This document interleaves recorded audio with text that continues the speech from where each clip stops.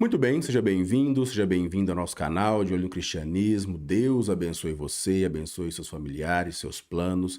Que o Senhor Jesus Cristo possa ser o centro da sua vida. Essa é a maior das bênçãos que nós podemos experimentar aqui neste mundo, beleza? Nós estamos dando continuidade à nossa série de conhecimentos bíblicos e hoje nós vamos compreender, através do estudo 11, sobre um novo estilo de vida. O que Deus quer para nós com esse novo estilo de vida, Mas antes, se você não conhece o canal, está chegando agora, se inscreva no canal, ative as notificações, clica no joinha, compartilhe esse vídeo e principalmente comente, Participe conosco, é muito importante para nós a participação de vocês, beleza? Olha só, esse texto aqui é a nossa introdução do estudo e a partir dele você já vai compreender, já vai entender, identificar qual é o novo estilo de vida que Deus quer para nós. Beleza? Vamos lá. Jesus Cristo nos ama como uma pessoa jamais amou. Olha que declaração poderosa, A maior das verdades, o maior amor que existe é o de Cristo por nós. Ele deixou o céu, assumiu a sua forma humana, derramou sangue na cruz e morreu para nos salvar. Ele fez tudo isso para nos dar uma nova vida ao seu lado, o que inclui novos pensamentos, sentimentos e atos. Diante disso, o ser humano agradecido pela salvação busca uma vida nova. Olha só, nova nos hábitos, olha o novo estilo de vida aí. Nova nos hábitos, nos ambientes, na roupa, na comida, na bebida, nas palavras e no comportamento. Sua voz nos diz, a voz de Cristo: dá-me, filho meu, teu coração. E se aceitarmos esse desafio, pela fé, a sua promessa é, olha só, eu lhe darei um novo coração. Que bênção, Vamos receber um novo coração de Cristo se aceitarmos as suas promessas, Deixaremos a nossa vida passada, Iniciaremos uma caminhada com Ele, próxima com Ele, Olha que bênção, Muito bem. Aí você já identificou o novo estilo de vida, Mudança de direção, novos hábitos, novos comportamentos, novas palavras, um novo vocabulário, uma nova forma de se vestir, equilibrada, sem extravagância, Novo ali no ambiente, determinados ambientes, que nós frequentávamos antigamente. Hoje nós não frequentamos mais, porque estamos o quê? Estamos o quê? Numa nova vida, num novo estilo de vida. Olha que bênção, Então isso é muito importante, nós vamos compreender agora. Olha só a primeira pergunta. Como Deus considera o nosso corpo? Olha só, 1 Coríntios 6, 19 a 20. Ou não sabeis vós que o vosso corpo é o templo do Espírito Santo e que habita em vós? Olha que bênção. Proveniente de Deus, e que não sois de vós mesmos? Olha a declaração de Paulo aqui. Ou não sabeis vós que o vosso corpo é o templo do Espírito Santo? Tem algumas versões que dizem, santuário do Espírito Santo. Olha que bênção ter Deus habitando no meu e no seu corpo. Paulo está falando que é a igreja de Corinto, mas isso aplica a nós aqui também, não é? O mesmo Espírito que Paulo está dizendo que habitava, na igreja de Corinto, quer habitar no meu corpo e no seu também, para que ele possa nos auxiliar, direcionar a nossa vida, para que nós experimentemos aqui o melhor dessa terra. Qual que é o melhor dessa terra? A presença constante do Espírito Santo na sua vida. A presença constante de Cristo Jesus na sua vida. Relacionamento estreito com Ele, com Deus. Olha que bênção. Por quê? Verso 20. Porque fostes comprados por bom preço, um alto preço, um valioso preço. Glorificai, pois, a Deus no vosso corpo e no vosso espírito, os quais pertencem a Deus. Olha só, glorificai, pois, a Deus no vosso corpo e no vosso espírito, os quais pertencem a Deus. Olha que bênção, Então, nós pertencemos a Cristo, não somos de nós mesmos. O Espírito de Deus habita no nosso corpo, Ou seja, a nossa casa, a nossa mente, a nossa racionalidade é gerida, administrada, guiada pelo Espírito de Deus. Olha que bênção é essa. Ou seja, os meus pensamentos, as minhas decisões, né? Os meus sentimentos, a minha racionalidade como um todo é guiada por Deus. Ou seja, essa bênção vai trazer para mim o quê? O melhor dessa terra. E, posteriormente, o melhor do futuro. O que é o melhor do futuro? A vida eterna com Cristo. Isso precisa ficar bem claro para você, beleza? Olha só aqui a pergunta número 2. O que pode fazer parte, né, da alimentação do cristão? Olha só, cuidar do corpo é muito importante, né? Cuidar de toda essa estrutura que Deus nos deu, né? Cuidar da nossa saúde física, mental, espiritual é muito importante, né? Olha só, por que nós devemos ter uma dieta saudável, não é? Olha só, a doença é resultado do pecado, né? E tem como causa a transgressão de leis de saúde, né? Nós não podemos nos alimentar de qualquer coisa, né? Uma vida longa e feliz é resultado da obediência a princípios e regras que promoverão no organismo a resistência necessária para prevenir doenças e até curá-las. Nós temos essas características, Deus nos criou assim, né? Deus nos oferece 8 remédios da natureza para viver de forma saudável, né? Olha só, exercício físico, ar puro, repouso, alimentação saudável e balanceada, temperança, equilíbrio aí, né? Água, luz solar e principalmente a confiança em Deus, não é? O Espírito Santo de Deus, ele não pode habitar num corpo que não seja saudável, porque afinal de contas, ele já nos instruiu através da palavra como devemos proceder com a nossa alimentação. Tanto na parte aí de alimento, né, igual está descrito aqui em Levítico 11, a parte do consumo de carne, quanto das bebidas, né? Um corpo que é o templo do Espírito Santo, ele não ingere qualquer tipo de bebida, não. Não ingere bebida alcoólica, nada. Ele não coloca para dentro do seu corpo nada que vá prejudicar, né? Prejudicar a sua saúde. O corpo, para receber a presença do Espírito Santo, tem que ser saudável. Na alimentação, né? Nas comidas, nas bebidas, nos usos. Tomar cuidado com os usos, não é?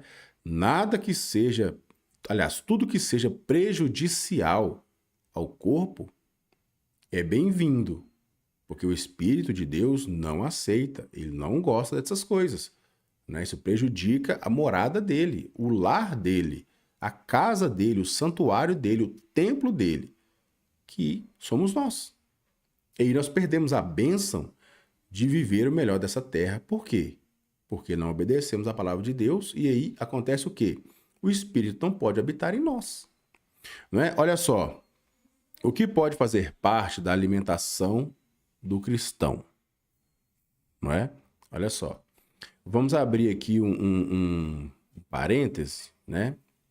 Para a gente poder entender uma coisa. Nunca foi plano de Deus, você não vai encontrar isso na Bíblia em lugar nenhum.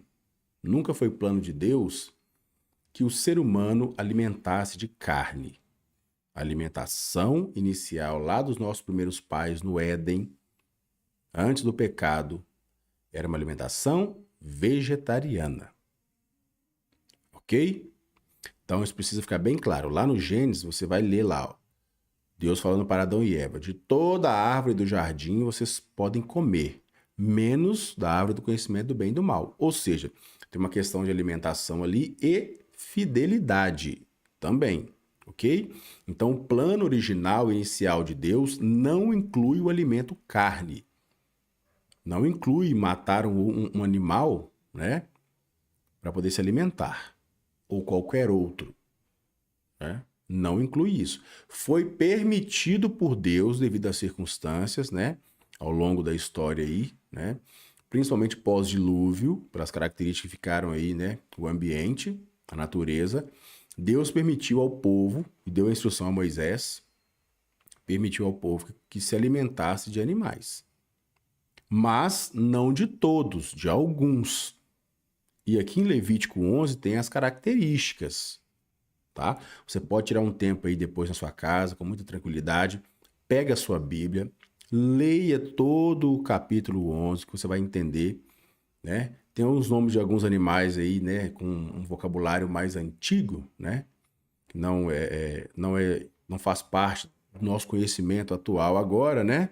Mas você pode digitar o nome desses animais no Google, que você vai ver a foto deles lá, porque tem a atualização, né? Muito bem, excelente. Olha só, olha o que Deus disse para Moisés.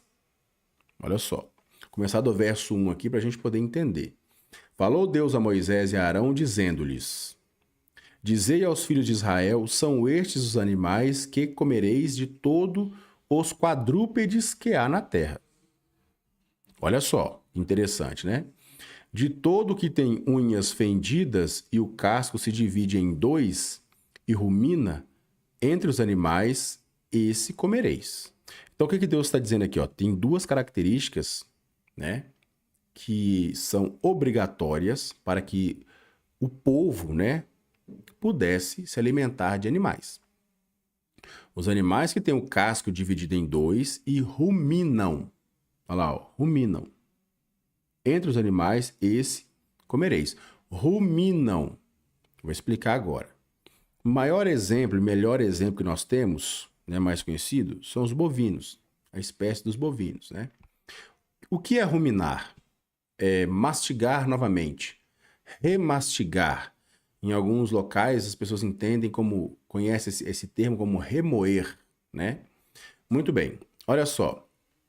Os bovinos, com outros animais também, os caprinos, os ovinos, eles comem, pastam, se alimentam, enchem bem o estômago, né? E aí depois eles vão para um lugar, pode ser mais próximo ali, eles se acomodam e começam a mastigar novamente aquele alimento consumido. Então, aquele alimento volta até a boca e ele mastiga. Mastiga, mastiga, mastiga, mastiga e engole. E tem o casco dividido em dois. Essas são as duas características dos animais que nós podemos consumir, que Deus permitiu. Por que isso? Eu vi uma explicação certa feita, né, por um pastor, há muito tempo atrás, lembrei agora. Animais que têm esses hábitos, essas características, eles têm um organismo tão complexo, né, que esse próprio organismo elimina, né, ele vai eliminando as toxinas, as impurezas, né, naturalmente, saída ali pelas fezes, urina, né? Então a Bíblia considera esses animais como sendo limpos. Achei interessante isso, né? Nunca soube. Aí o pastor explicou isso aí, né? Muito tempo atrás, me lembrei agora. Sempre quando eu toco nesse assunto, eu lembro dessa explicação. E aí, os animais que não têm essas duas características são considerados imundos. Não podemos nos alimentar deles. Beleza? Então, o porco, por exemplo, está na leitura aqui, ó. O porco tem o casco dividido em dois, mas ele não rumina. Então, é imundo. Se um outro animal ruminar, mas não tiver o casco dividido em dois, igual os camelos, também é imundo. Precisa possuir as duas características, ok? Dos animais de ambiente aquático, né, os peixes e demais animais, somente os que tiverem escamas e barbatanas. Aqui, ó, verso 9. De todos os animais que há nas águas, comereis os seguintes: todo o que tem barbatanas e escamas, nos mares e nos rios comereis. Porém, os que não têm, né, nem barbatanas nem escamas, nos mares e nos rios, todos os que enxameiam as águas e todo ser vivente, no verso 10 aqui agora, tá? Que há nas águas, estes serão para vós outros abominação. Imundos, imundícia, não podemos consumir. Né? Da mesma forma, né, os animais considerados limpos pela Bíblia, eles possuem, né, essa complexidade tal no organismo que eles naturalmente eliminam as impurezas e toxinas, né? E a Bíblia os considera limpos aí para a alimentação do ser humano. Lembrando que, originalmente, o plano de Deus era o vegetarianismo, beleza? Muito bem. Olha só. Agora nós precisamos entender uma coisa aqui, tá? Hoje em dia, né, com o desenvolvimento da gastronomia, né, restaurantes chiques aí, tudo legal, bacana, né? Muito se tem aí novos pratos de carnes exóticas, alimentos exóticos, né? Mas devemos ter consciência de que, de acordo com a palavra de Deus, nós não podemos consumir alimento, carne ou de origem animal que não obedeça essas regras descritas em Levítico 11. É o melhor de Deus para nós, mudança de hábito, novo estilo de vida. Lembra? Então vamos lá então. Muito bem. Olha só, o que a Bíblia diz sobre diversões mundanas? Olha só, o que a Bíblia diz sobre diversões mundanas? 1 João 2, 15 a 17. Olha só. 1 João, primeira carta de João, primeira epístola de João, né? Olha lá, 2, dos versos 15 a 17. Esse texto é direto. E depois Tiago 4,4 é direto. Não tem nem como tentar escapar. Né? O apóstolo é direto. Olha só. O subtítulo é não se deve amar o mundo. Ele é direto aqui. Olha só. Não ameis o mundo, nem as coisas que há no mundo. Se alguém amar o mundo, o amor do Pai, o amor de Deus não está nele. Nossa, pesado, hein? Toma cuidado com isso aí. Porque tudo que há no mundo, a concupiscência da carne, a concupiscência dos olhos e a soberba da vida, não procede do Pai, mas do mundo. Então, a gente pode pensar assim, não, mas no mundo tem coisas boas, né? O ser humano desenvolveu aí a partir da inteligência que ele recebeu de Deus. Sim. Aqui ele está falando aqui, olha só, o 16. A concupiscência da carne, os desejos da carne, a concupiscência, os desejos dos olhos e a soberba da vida. Entendeu? Então, no mundo que nós não devemos amar, são as coisas que vão na contramão daquilo que Deus diz. Então, amar as diversões mundanas que nos levam para outros caminhos, que nos levam para longe de Deus, nós não devemos amar. Porque se amarmos essas diversões mundanas, essas coisas, a concupiscência da carne, né, dos olhos, a soberba, o ego, o orgulho, né, no amor de Deus não estará em nós. Afinal de contas, amando essas coisas, nós estamos rompendo com Deus, né? Dando prioridade àquilo que é carnal ao invés do espiritual. Isso é um perigo. Precisa ficar claro na sua mente isso aí. Olha só, o verso 17. O mundo passa bem como a sua concupiscência. Aquele, porém, que faz a vontade de Deus permanece para sempre. Viu aqui? Então, amar essas coisas passageiras nos tornará tão passageiros quanto elas. Agora, amar a Deus, seus princípios, suas regras, né? Permitir que o Espírito de Deus imprima em nós o caráter de Deus, né? Permitir que o Espírito de Deus habite em nosso ser, trazendo para nós um novo estilo de vida, isso que nos fará permanecer para sempre, permanecer eternamente. O que é que significa permanecer eternamente? Viver eternamente com Cristo, ser salvo, né? E não passageiro como as coisas desse mundo. Muito bem. Olha o que Tiago 4,4 diz. Esse texto é tremendo e pesado, mas precisamos falar, não é? Porque Deus está nos alertando quanto à nossa vida e ao nosso futuro. Olha só, infiéis, não compreendeis que a amizade do mundo é inimiga de Deus? Aquele, pois, que quiser ser amigo do mundo, constitui-se inimigo de Deus. E aí, na versão da apresentação aqui, ó, adúlteros e adúlteras. Ou seja, romper com Deus e amar as coisas do mundo, o apóstolo Tiago está falando aqui que é traição, que é adultério. Olha que peso. Olha, vamos ficar atento a isso aí, né? Pesado demais. Olha o peso dessas palavras. não é? Amar ao mundo, amar as coisas que são da carne, né? Que alimenta a carne e rompem com o espírito, é infidelidade para com Deus. Isso precisa ficar claro, né? Na minha e na sua mente. Que coisa terrível, né? Não podemos nunca, em hipótese alguma, deixar as coisas espirituais. As carnais temos que deixar. As espirituais que produzem vida eterna, precisamos mantê-las ativas, vivas em nossa mente, né? Em nossa vida como um todo, nosso caráter, né? Olha só, como deve ser o relacionamento entre irmãos. Colossenses 3,12 mostra aqui como que nós devemos ser.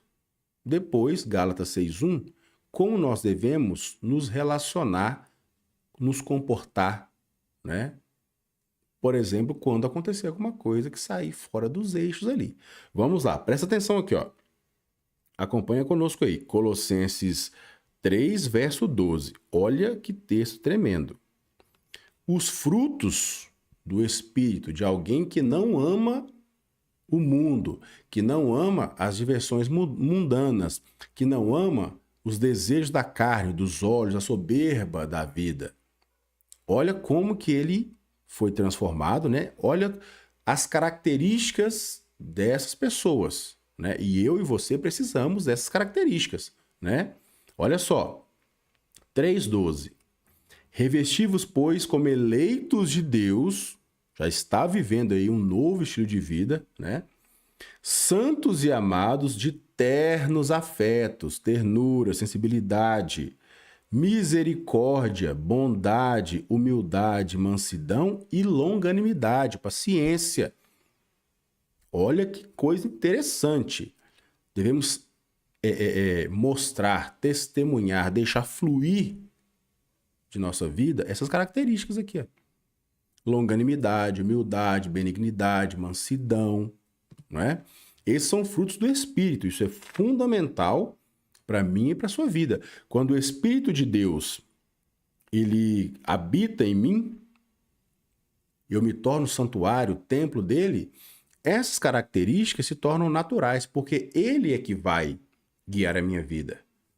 Os meus instintos, a minha racionalidade pecaminosa, mortal, egoísta, os meus sentimentos mortais, egoístas, pecaminosos, eles darão lugar a essas características que são frutos do Espírito. Paciência, longanimidade, humildade, né? Mansidão, educação. Hoje em dia nós podemos mudar um pouco aí, né? Colocar uns termos, umas terminologias mais atuais, né? Urbanidade, classe, né? Educação, né? Paciência, formas diferentes de ver e ler o mundo, relacionar com as pessoas, né? Frutos do Espírito, né? Olha só, Gálatas 6:1. Irmãos, se alguém for surpreendido em alguma falta, alguém cometeu um erro, vacilou aí, né? Vós que sois espirituais, lembra? Nós não somos carnais, somos espirituais. Corrigiu, eduque-o, chame a atenção dele, instrua-o com espírito de brandura, calma, com sabedoria, paciência. E guarda-te, quem está instruindo, guarda-te para que não sejas também tentado. Ou seja, olha só que coisa impressionante, né? Esse texto. Os frutos do Espírito estão descritos ali, né? Para as pessoas que são templos do Espírito Santo, longanimidade, bondade, mansidão, né? Olha só, em Gálatas 6:1, Paulo apresenta ali uma situação. Primeiro aqui está apresentado como que devemos ser, proceder, né?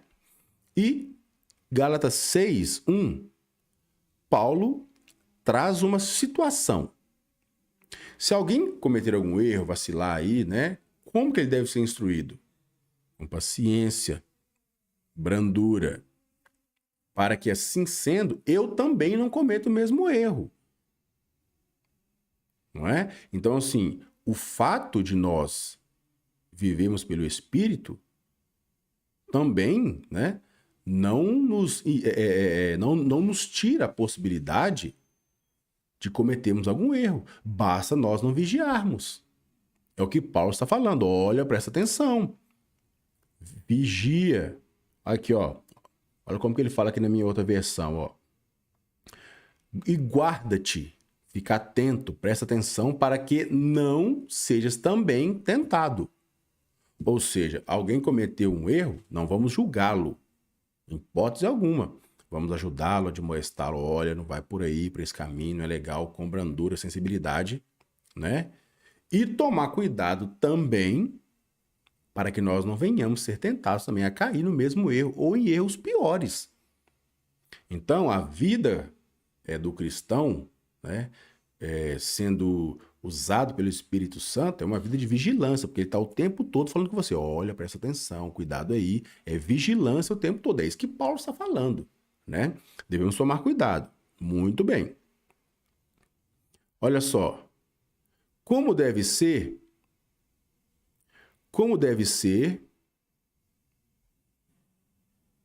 aqui, ó. Como deve ser o nosso comportamento, né? Como deve ser o comportamento cristão, né? Em relação às autoridades, né? Como deve ser o comportamento cristão em relação às autoridades? Olha que interessante, né? Presta atenção aqui, ó. Está lá em Romanos 13, de 1 a 4. Romanos 13, de 1 a 4. Que texto poderoso, olha só. Romanos 13, de 1 a 4. Todo homem seja sujeito às autoridades superiores, porque não há autoridade que não proceda de Deus. As autoridades que existem foram por ele instituídas. Deus permite, né, que haja autoridade, que haja hierarquia dentro, né, das relações humanas, sociais, para que haja equilíbrio, né? Não é que Deus ele deixa as pessoas se mandarem umas nas outras, né? Criarem suas próprias formas. Não.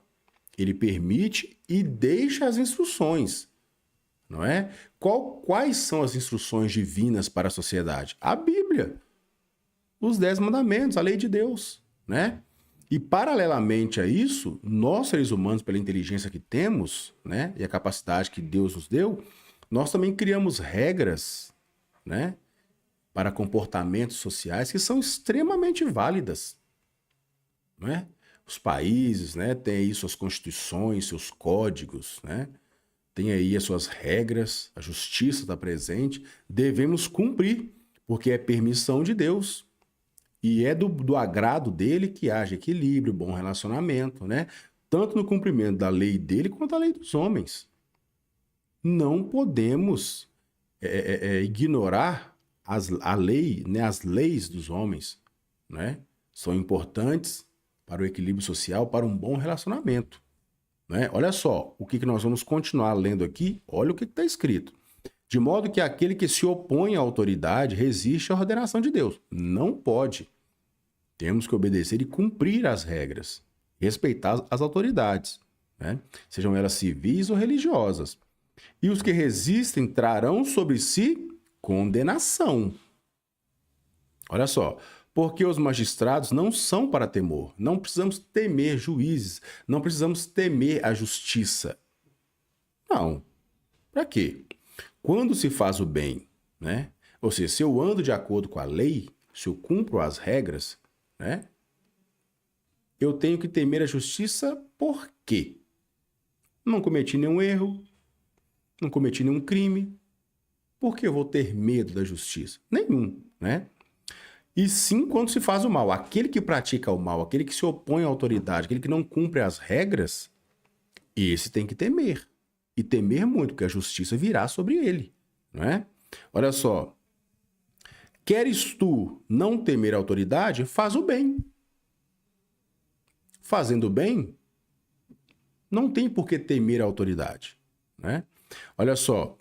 Visto que a autoridade é ministro de Deus para teu bem. É importante que haja lei, é importante que haja autoridade, gestão, administração, para que tudo ocorra da melhor maneira possível. Deus permite, Ele gosta disso. Né? Está escrito aqui, ó. Entretanto, se fizeres mal, teme, porque não é sem motivo que ela traz a espada, justiça, pois é ministro de Deus para castigar o que pratica o mal.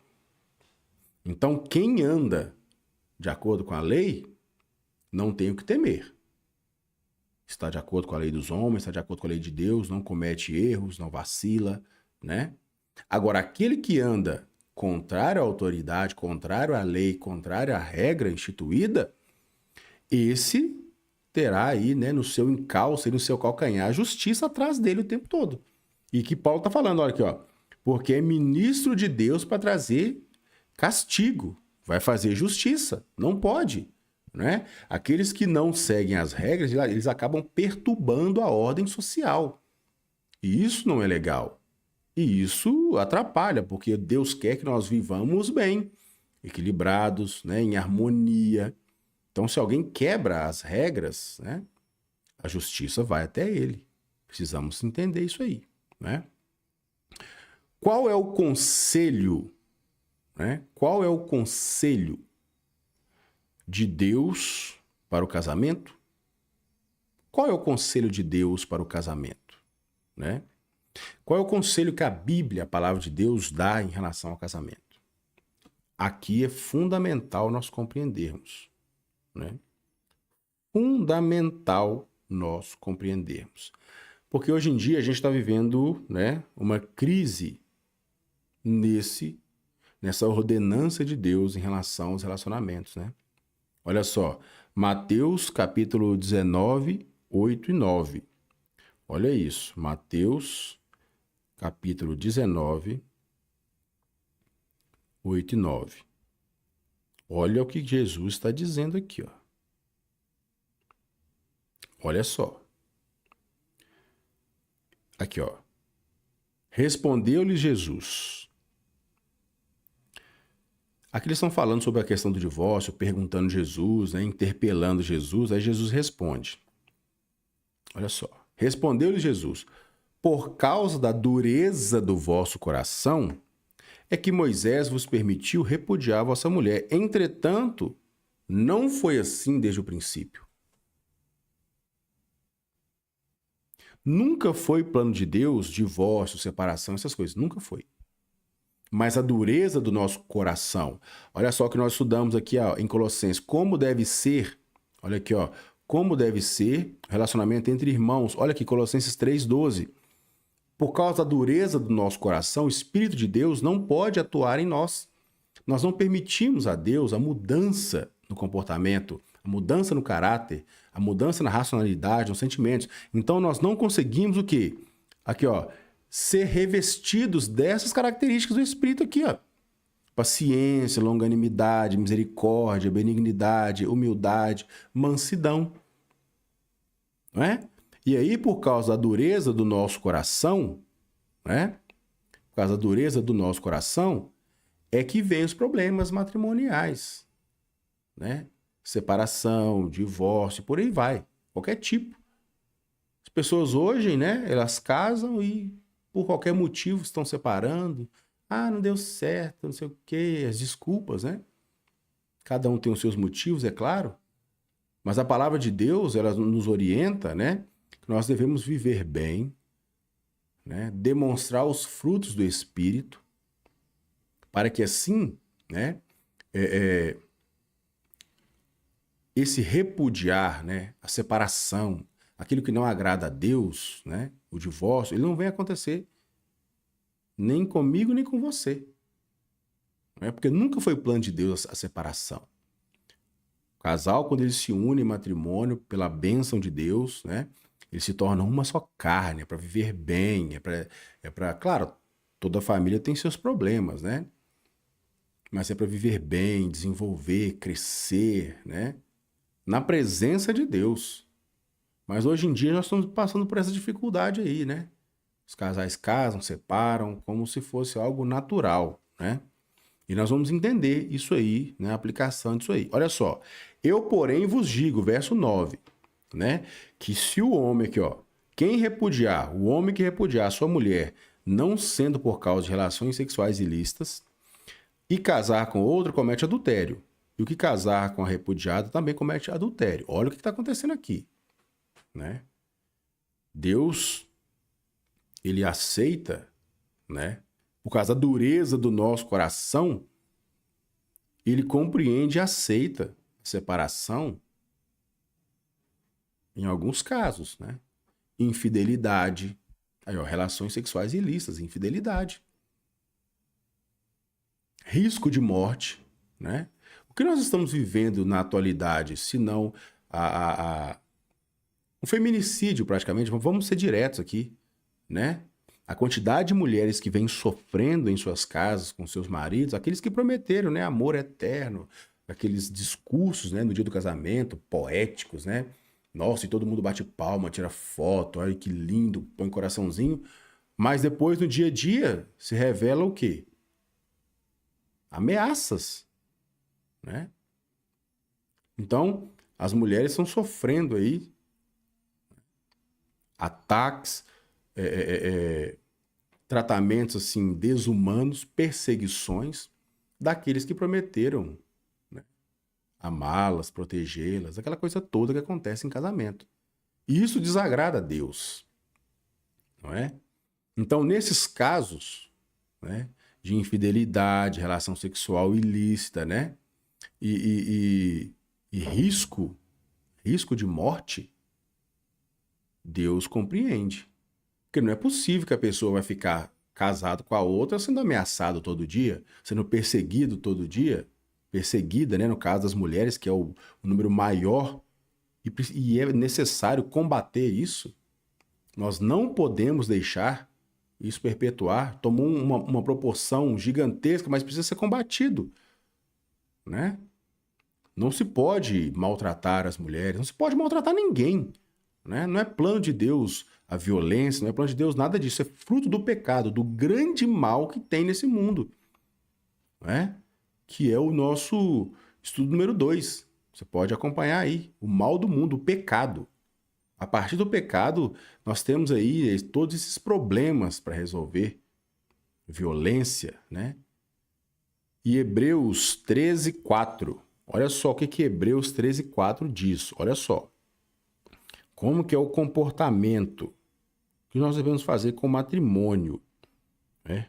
Hebreus 13:4, com o casamento, com o matrimônio. Digno de honra entre todos seja o matrimônio, bem como leito sem mácula. Aos que se dão à prostituição e aos adúlteros, né, Deus os julgará. Então, aquele que não pratica a fidelidade no casamento será julgado por Deus. Porque o matrimônio é sagrado, deve ser protegido, deve ser imaculado, não deve ter nada que desabone, não é? E aqueles que têm essas práticas infiéis, violentas, serão julgados por Deus. Então, o novo estilo de vida que Deus quer para nós é na bebida, na comida, no comportamento, nos relacionamentos, né? Nos locais que frequentamos. É uma nova vida que Ele quer para nós. Os pensamentos que tínhamos anteriormente, né? Nossa vida passada. Como nos comportávamos, como nos alimentávamos, como nos vestíamos. Agora fazemos tudo isso de uma forma diferente, de uma forma santificada, equilibrada, à luz da orientação do Espírito. As mulheres se vestem de forma diferente, os homens se vestem de forma diferente, né? Com uma roupa que glorifica o nome de Deus, que não mostre o corpo, que não traga escândalo, né? Se alimentam bem, cuidam da saúde, né? Ficam atentos aí, né? Ligados ao vocabulário, aquilo que sai da boca, sempre se policiando ali, né? Porque o Espírito está em cima ali falando, olha, não faz isso, tal. Nosso corpo é o templo dele, é a casa dele, é o santuário, é a morada dele. não é? Então, essas novas práticas, esse novo comportamento caracteriza o estilo de vida que Deus quer para mim e para você. Quando eu entregar, quando você entregar, quando nós entregarmos nosso coração a Ele, Ele vai fazer a mudança. E fazendo essa mudança, olha só o que vai acontecer. Essas práticas que nós estudamos aqui hoje, elas se tornarão normais. As pessoas vão perceber que você mudou. Seus familiares perceberão, seus colegas de trabalho, na faculdade, seus vizinhos perceberão. Aonde você chegar, pode ser que ninguém te conheça ali, está fazendo uma viagem, chegou em algum lugar, no hotel, né? Foi sair ali com a família, sozinho. As pessoas perceberão que você é diferente. Por quê? Porque o Espírito de Deus habita em você. E o seu estilo de vida é diferente. Entendeu? Então é isso que Deus quer para mim, é isso que Deus quer para você. Um novo estilo de vida para a honra e glória dele, para que ele possa habitar, né, no nosso corpo como o templo do Espírito Santo, administrar a nossa vida, nos guiar para o caminho eterno, né, para que nós possamos experimentar o melhor dessa terra aqui, que é a companhia do Espírito Santo, né, e no porvir, no futuro, quer viver eternamente com Cristo Jesus. Deus te abençoe, Deus abençoe seus familiares. Se você está chegando agora, não conhece o canal, se inscreva no canal, ative as notificações, clica aí no joinha para dar uma força para a gente, compartilha esse vídeo e participa conosco aí, trazendo seus comentários, sua interpretação, tá bom? Deus te abençoe e até o próximo estudo.